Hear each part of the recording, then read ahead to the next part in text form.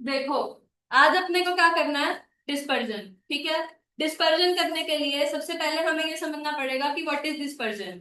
Dispersion में हम क्या करते हैं कि डेटा कितना ज्यादा फैला हुआ है। ठीक है। डिस्पर्जन दो तरीके का होता है। क्या होता है? एब्सोल्यूट और रिलेटिव। एब्सोल्यूट के अंदर चार आते हैं। क्या आता है? सबसे पहले range, quartile deviation, mean deviation और स्टैंडर्ड डेविएशन। फिर आता है रिलेटिव डेविएशन। ठीक है। रिलेटिव के अंदर सब जो होते हैं उनके आगे सिर्फ क्या लग जाता है? कोफिशिएंट। तो क्या क्या आता है? Coefficient of range, coefficient of quartile deviation, coefficient of mean deviation. और स्टैंडर्ड डेविएशन के आगे कोफिशिएंट नहीं लगता, वो क्या बन जाता है? Coefficient of variance. इसके बाद आता है सबसे पहला टॉपिक, रेंज।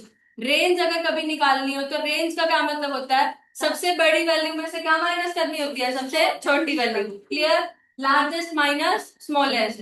यहीं पे अगर हमें बोला बोला जाए कोफिशिएंट ऑफ रेंज निकालो तो वो कैसे निकलता है? Largest minus smallest upon largest plus smallest into 100। Clear है? देखो, अगर इंडिविजुअल सीरीज दे रखी है, लेट सपोज कि कुछ भी रैंडम नंबर दे रखे हैं 1 2 3 4 5 6 7, इसमें सबसे बड़ा नंबर सबसे छोटा नंबर पहचान सकते हो। ठीक है। तो रेंज डायरेक्टली निकल जाएगी, बड़ा माइनस छोटा। सिमिलरली अगर डिस्क्रीट सीरीज भी है तो डिस्क्रीट सीरीज के अंदर भी क्या करते हैं? सबसे बड़ी वैल्यू पता चल जाती है, सबसे छोटी वैल्यू पता चल जाती है, डायरेक्टली आ जाएगा। कॉन्टिन्यूअस सीरीज में क्या होता है? इंटरवल्स आ जाते हैं। क्या आ जाते हैं? इंटरवल्स। उसके अंदर लार्जेस्ट और स्मॉलेस्ट कैसे लेते हैं? जो सबसे बड़ा इंटरवल है उसकी अपर लिमिट, और जो सबसे छोटा इंटरवल है उसकी लोअर लिमिट। तो ये वैल्यू हो जाती है लार्जेस्ट और वो हो जाती है स्मॉलेस्ट। क्लियर है सबको? पक्का? इसके बाद आती है कुछ प्रॉपर्टीज। क्या आती है? प्रॉपर्टीज। ये प्रॉपर्टीज सेम चलती हैं क्वार्टाइल डेविएशन के लिए भी, स्टैंडर्ड डेविएशन के लिए भी और मीन डेविएशन के लिए भी। पहली प्रॉपर्टी क्या कहती है कि अगर सारी की सारी ऑब्जर्वेशन सेम हो जाती हैं तो रेंज क्या आएगी? जीरो। क्यों? क्योंकि लेट सपोज कि मैंने तुम्हें एक डेटा दिया 5 5 5 5 5, 5 बारी 5 दे दिया, तो रेंज क्या होती है? Largest minus smallest. दोनों लार्जेस्ट वैल्यू भी 5 है, स्मॉलेस्ट वैल्यू भी 5 है, तो रेंज क्या आएगी? जीरो। ऐसे ही बाकी सबके अंदर हो जाता है। सेकंड कह रहा है चेंज ऑफ ऑरिजिन।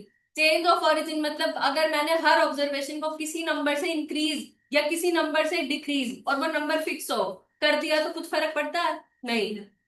तो नो, नो इफेक्ट। ठीक है। ऐसी चेंज ऑफ स्केल मतलब हर ऑब्जर्वेशन को किसी फिक्स नंबर से मल्टीप्लाई या डिवाइड करते हैं तो फर्क पड़ता है।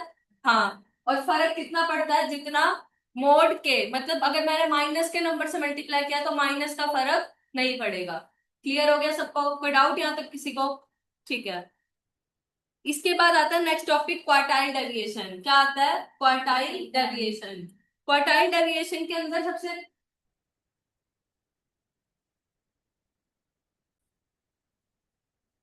डेफिनेशन के अंदर सबसे पहला टॉपिक आता है इंटर क्वार्टाइल रेंज।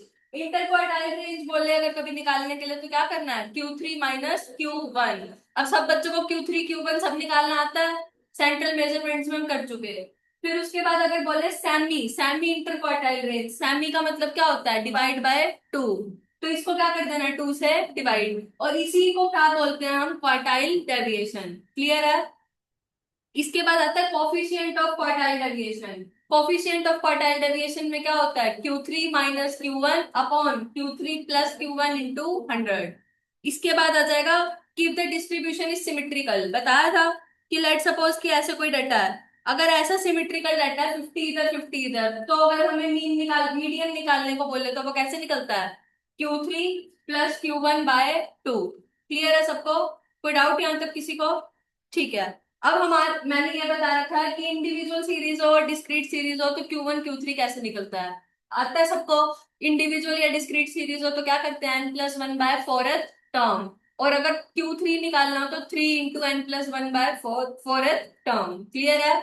इसके बाद आ जाता है कि अगर डिस्क्रीट सीरीज है तो उसके लिए हमें क्या निकालना पड़ता है? CF। लोकेट कहाँ पे करते हैं? CF में, क्योंकि क्या आ जाती है? फ्रीक्वेंसी। क्लियर है? पक्का?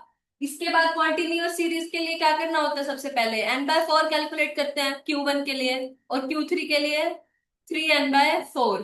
फिर उसको CF में लोकेट करते हैं और Q1 और Q3 क्लास पता चल जाती है। फिर क्या करते हैं?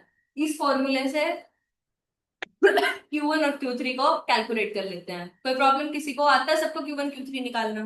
ठीक है। इसके बाद आ जाता है topic mean deviation. Mean deviation के अंदर फर्दर टॉपिक्स आते हैं कि मीन डेविएशन अबाउट मीन निकालना है या मीडियन निकालना है। मतलब इंडिविजुअल सीरीज है मान लो, और हमें बोले मीन डेविएशन अबाउट मीन, तो क्या करेंगे? मीन एमडी लिखेंगे, मीन डेविएशन, और नीचे का लिख देंगे एक्स बार। एक्स बार क्या किसको डिनोट करता है? मीन को। इसका क्या मतलब होएगा? सबसे पहले हर ऑब्जर्वेशन में से मीन को माइनस करो, कर दोगे? उसका मोड ले लो, ले लिया मोड, फिर उसका सम करना है, और फिर उसको क्या कर देना है? जितनी टोटल नंबर ऑफ ऑब्जर्वेशन उससे डिवाइड। क्लियर है? यहीं पे अगर फ्रीक्वेंसी आ जाएगी जो किसके अंदर आएगी? डिस्क्रीट और क्या चीज? हर ऑब्जर्वेशन में से मीन माइनस करा पहले, उसका मोड ले लिया। अगर इंडिविजुअल सीरीज है तो डायरेक्ट निकल जाएगा sum of observation by number of observation. अगर फ्रीक्वेंसी आ गई तो F I X I by N. Clear है? अगर डिस्क्रीट और कॉन्टिन्यूअस सीरीज है तो वहां पे क्या आ जाती है? फ्रीक्वेंसी। तो क्या करना है? फ्रीक्वेंसी से मल्टीप्लाई। क्लियर? और ये नीचे क्या बता रखा है? मीन कैसे निकलता है। क्लियर? फिर आ जाता है mean deviation about median. Median आ गया तो मीन की जगह हर जगह क्या आ जाएगा? मीडियन। तो देखो जहां जहां पे मीन था वहां पे क्या आ गया? मीडियन। क्लियर?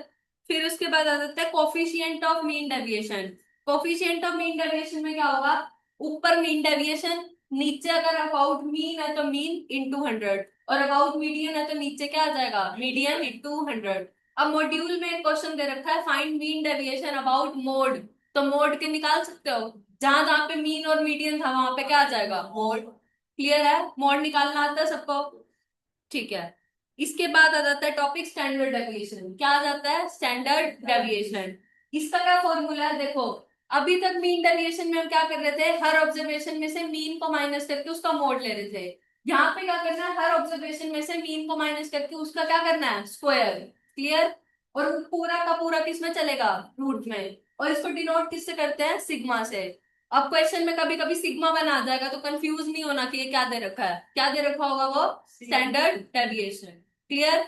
फॉर्मूला यही है, समझ आ गया? इसी को एक और तरीके से खोल के लिखते हैं, क्लास में बताया हुआ है।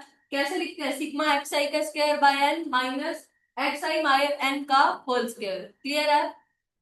यहीं पे अगर फ्रीक्वेंसी आ जाएगी तो फ्रीक्वेंसी से क्या हो जाएगा? मल्टीप्लाई। क्लियर? इजी कैलकुलेशंस के लिए मैंने क्या बताया था कि अगर क्या बोलते हैं, बड़ी बड़ी कैलकुलेशन आ रही है, पॉइंट में आ रहा है, तो क्या निकाल लेते हैं? डी आई या यू आई। डी आई आता है सबको निकालना, एक्स आई माइनस ए, और you I X I minus A by H. Clear है? जब यू आई वाला फॉर्मूला लगाओगे तो एक चेंज हो जाएगा, बस यहाँ पे एच से मल्टीप्लाई हो जाएगा। बच्चे ये करना भूल जाते हैं तो इसको ध्यान रखना।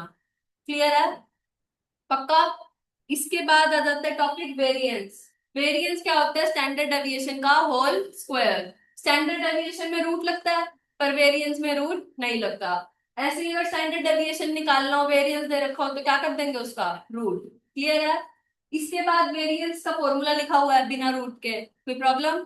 स्टैंडर्ड डेविएशन वाला फॉर्मूला, बस रूट हटा दिया। अब इसके बाद एक टॉपिक आता है कोफिशिएंट ऑफ वेरिएंस। इसको हम किस लिए निकालते हैं? ताकि हमें ये पता चल जाए कि डाटा जो है हमारा कितना ज्यादा कंसिस्टेंट है और कितना ज्यादा वेरिएबल है। क्लियर हुआ? तो जब कभी भी हमसे ये पूछे कि ए ग्रुप का डाटा गया, बी ग्रुप का डाटा गया, इन दोनों में से ये बताओ कि किसका डाटा ज्यादा कंसिस्टेंट है, तो क्या निकालेंगे? Coefficient of variance.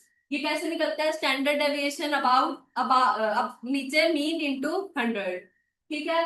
तो जितना ज्यादा सीवी होगा उतना ज्यादा डाटा क्या होगा? वेरिएबल, और उतना कम क्या होगा? कंसिस्टेंट। क्लियर है? इसके बाद आ जाता है एक टॉपिक कि लेट सपोज कि y और x के बीच में ये रिलेशन दे रखा है, y इज इक्वल टू के एक्स प्लस एम। तो स्टैंडर्ड डेविएशन के ऊपर क्या फर्क पड़ेगा? देखो, अगर y का स्टैंडर्ड डेविएशन निकालना है और उन दोनों के बीच में क्या रिलेशन है, और x का स्टैंडर्ड डेविएशन पता है, तो प्लस होने से फर्क पड़ता है? नहीं, सिर्फ मल्टीप्लाई का फर्क पड़ता है। वो क्या हो जाएगा? मोड के। क्लियर?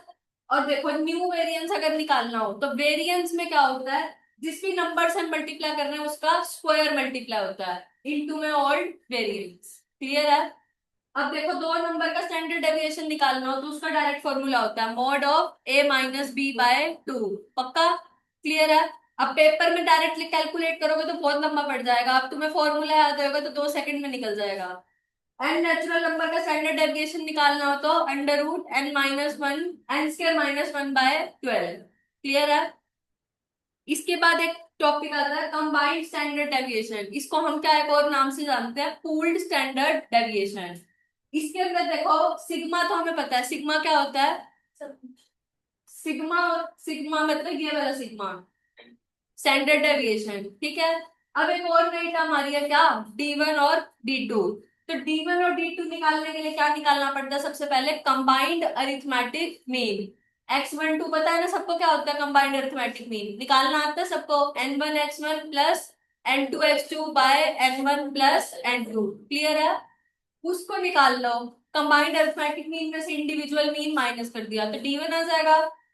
ऐसे ही कंबाइंड अरिथमेटिक मीन में से x2 माइनस कर दोगे तो क्या आ जाएगा D2, और फॉर्मूले में क्या कर देंगे पुट। अब एक और क्वेश्चन आता है, कई बार हमसे क्या करता है, क्वार्टाइल डेविएशन, मीन डेविएशन और स्टैंडर्ड डेविएशन की रेशोस पूछ लेता है। तो उसकी रेशोस कैसे निकलती है, 10:12:15। ये क्लियर, मतलब लर्न करनी है ये तुम्हें, क्लियर है?